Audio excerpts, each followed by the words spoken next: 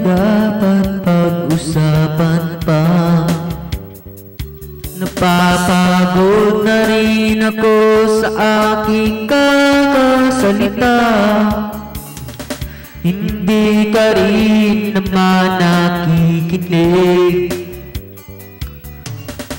Kahit sobrang pagod na ang aking bibig, sa mga payo kong di mo pinapansin. Akala mo'y nakikinig, di rin naman tatanggapin. Ayoko nang isipin pa. Di ko alam ba't di mo makayanan na